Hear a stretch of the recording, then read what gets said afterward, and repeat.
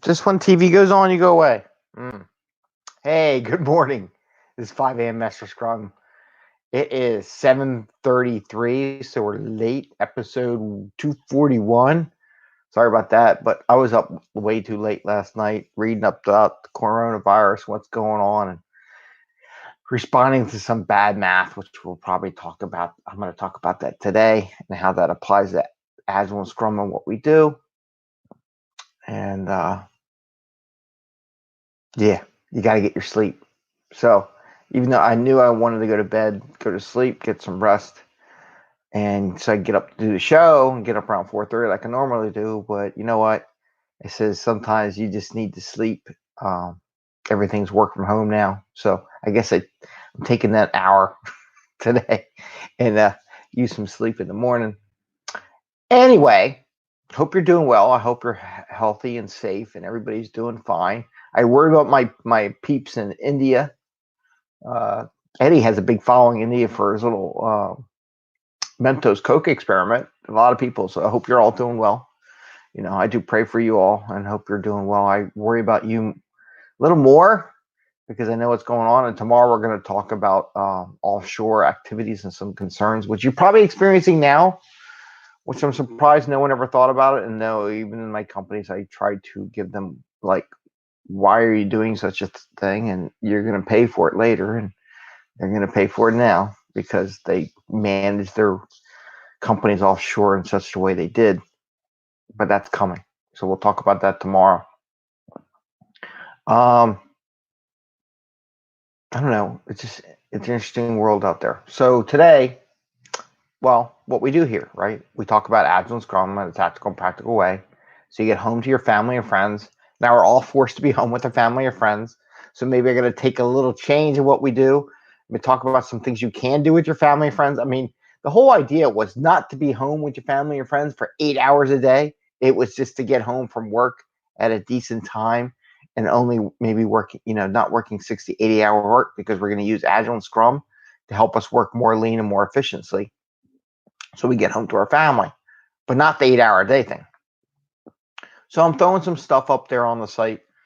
Fun things to do. Share them on LinkedIn too and Facebook with the family and kids so that you can take a break every once in a while, get out of the house, even though it's even good for people to get out of the house, not to interact with a lot of people. I know in Italy, they're like quarantining in buildings and things like that. But it's okay to walk around, just not interface with a bunch of people. I think. I don't know. Not an expert of this. Like I said the other day, man, I have no idea what everybody's going crazy. We're going to talk about some graphs, but we want to have a little fun. How can you have a little fun with your family and show different things? We'll be sharing that as we go. So what are we going to talk about today? So there is a graph going out there. I'm going to talk about that a little bit. The coronavirus. I'm going to talk about level scheduling. I do come from the project management world, and when people say things, I go, yeah, it's the same as this because I understand the meaning behind what they do and why they do it and what's going on. I just don't go with the fluff and the high level descriptions and the discussions. And I was amazed as a PMP and have done scheduling for so long and project manager for so long. So many new people never heard the term level schedule. And I'm like, really? And you're a project manager, you never heard level schedule. So maybe those project managers will hear something about level scheduling today. So what triggered us off? So there's a graph out there that has there's a moth flying around the house that has the curve for the coronavirus. It has has a real big peak. I could draw it. Where's my? Oh, here it is. Eddie's been playing with all my boards. Right, Ed? Where's all those pens you took? So anyway, I'm going to draw this graph. I got it, Ed. So, got the graph. It's a line graph. And the way the graph looks, you got this huge spike up top, and it comes down like this, right? And that's what they're showing for the coronavirus without the personal space 6-foot gap. is that you get this big spike in number of cases. And then they have a graphic that looks like this, right? And then they put this line here. This line is the number of beds in the hospital, right? This is so this whole 6 foot spacing is supposed to make this. Here's the kicker. Give me another color. Yeah, let's do this. Here's the kicker. The graph is not showing that you're minimizing the number of the beds. This area A, and this is area B. So this goes like this, right? And this goes like this, right? So it looks like this is really crazy. It's like number of cases doing this 6 foot thing. We're gonna minimize the number of cases. No, it's just the number, minimize the number of bed needs. And actually, A equals B. Area under curve. So do you remember that from calculus class? So in reality, this area A, which I could do in purple, I'll make that A, right? This area A actually equals the area B. So it's not a question of minimizing the number of cases. It's about minimizing the number of cases at one time. So I'm gonna save that one. I'm gonna go to the other graph. Now, why do I bring that up? And how does that apply to Agile? Huh? You say, how does that apply to Agile? Well, it's kind of what we do, right? It's a kind of a level schedule. What they did there was a level schedule.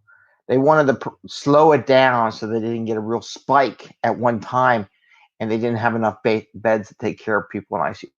And I get it. I get why they're doing it, and I get the numbers, right? I'm not faulting them for doing that. Not faulting them for what they're doing. It's a fact. It's a numbers game. Here's what level scheduling does, and I'm going to give you an example, and I'm going to make this short. So many years ago, I had a project manager come to me, or an engineer who was estimating a job. And in the job, right, so we have 10 people that work for our group. I'm going to use the number 10. So we had 10 people. So the bottom graph is time, top is peeps. I got to go get some peeps. I got to do that. So peeps. So this is where we're at. So we have 10 people. We have 10 people normally staffed on our job, right? And we have jobs over time that take so much work. Sometimes there's a little bit more work, but most of the time it's underneath it's right at the 10 people, right? So we're good. We have enough people to cover the work we had to do. So what was happening? We had this job. And when he did his Gantt chart, I guess I got to talk faster because I want to get to why this applies to Agile as much as it is PMP. Because right now I'm teaching a PMP class, right? So you have all this work, Gantt chart. You have some overlap, some non-overlap, overlap, maybe a little overlap, and then non-overlap. And this would be 1, 2, 3, 4, 5, 6. So there's like 6 things going on in that job, right? So during this one period here, got 1, 2, 3, 4, 5 things going on. Here I got 1, 2, 3 things. Here I have 1, right? Here I have 1, 2, 3, 4. Got 1, 2, 3, 2, and 1. So what the person was doing, see this big 5? He's like, dude, we need to hire 30 people. We need 30 people to do this job. And I'm like, well, wait. We only have 10 people in the organization. I'm not going to go hire 20 more people to do this one job for this one moment. So you see this graph? So what I did, I looked at his numbers because this is one you got to know the systems. And the reason why I'm saying you got to understand the systems you're using. just don't walk into people's office. Oh my God, panic. We're all crazed up, right? So this is A, this is B, and this is like C, and this is like D. So you identify the ones you have the real issue with, right? What do? Well, right now I have 5 that's peaking out at 5. So all I do is I got 1, 2, 3, 4, and 5. If I were to see B or C, depending on what the critical is, I move them out. So what I'll have is I'll have A. So when I move them out, I'll move them out like to here, right? So now I only have, take A and C, move out. I have 1, 1, 2. So now I have 2 items. I don't need that. So my change. Now if I move these out 1 space, I have 1, 2, 3, 1, 2, 3, 4. Let's say this one stops, right? Right. This is 5. 1, 2, 3, 4. Did I erase one? I don't know what I did. I guess it was bigger. I don't know how I can't count, but I had 4, right? So you shift them out. So now it's, if I move that out so they're not on top of each other, right? I move them out. So then it goes down to 2, and then you move it out. So what he actually had done, and I don't need to go into details on it, he had like 4 tasks starting on the same day. So by having 4 tasks starting and ending on same day, he was getting a false positive. So all I did was move the 2 that were just starting over a day, and I cut the need in half. So 4 tasks. So I left the 2 that were ending, left them there, right? And I moved the 2 that were starting over by a day or 2. 2 starting moved over. So now his 30 people crew that he needed got cut down to 15. So here I need 30 people because of the way he read it. When I did this, I only need 15 people as a result.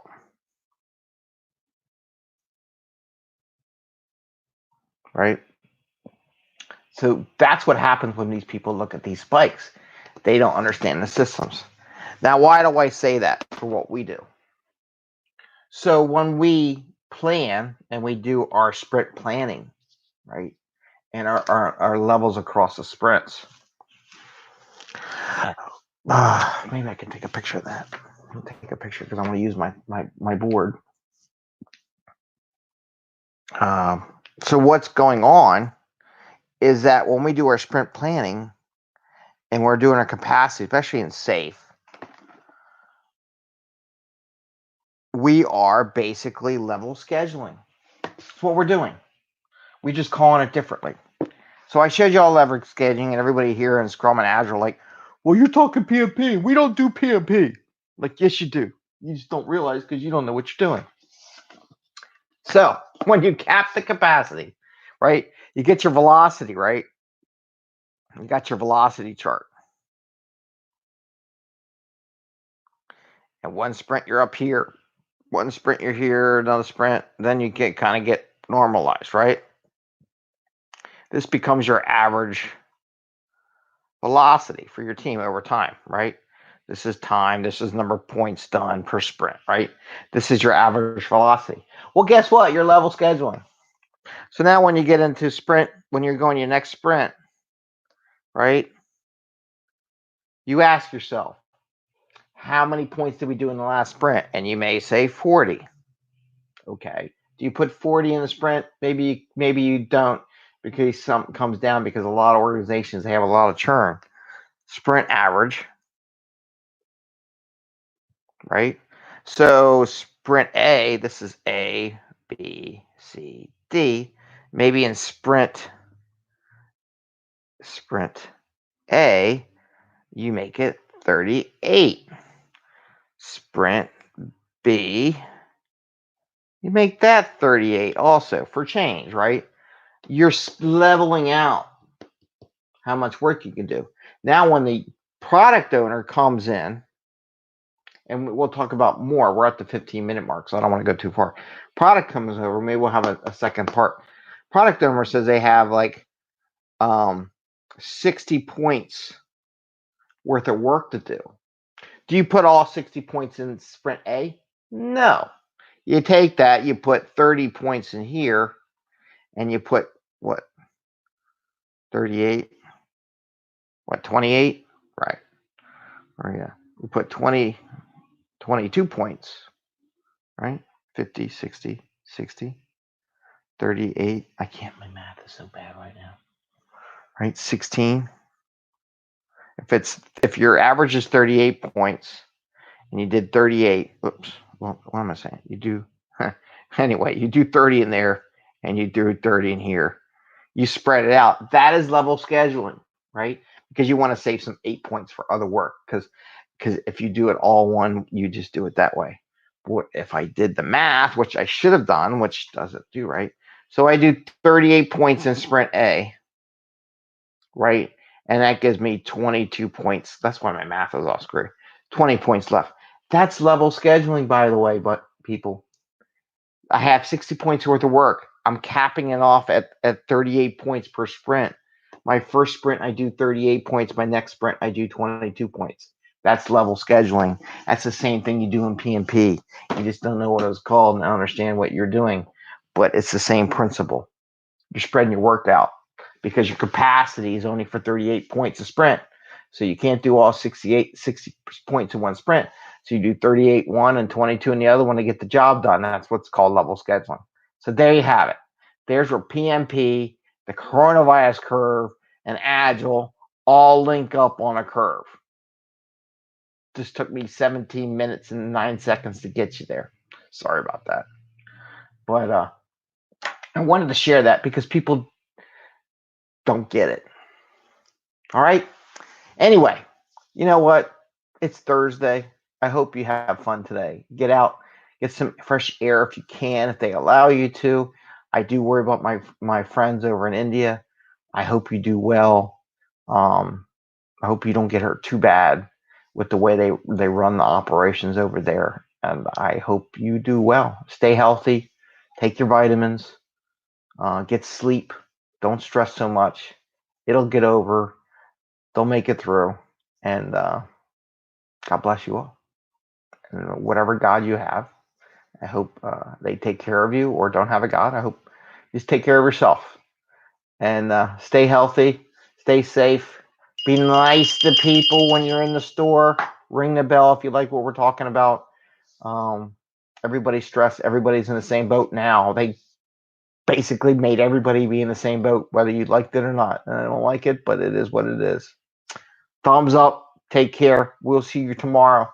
We'll try to be up early. I won't be up as late because I think unless they do more crazy stuff, I got most of my stuff out last night, tweeting at 2 o'clock in the morning. So take care. Have fun. Bye. See ya.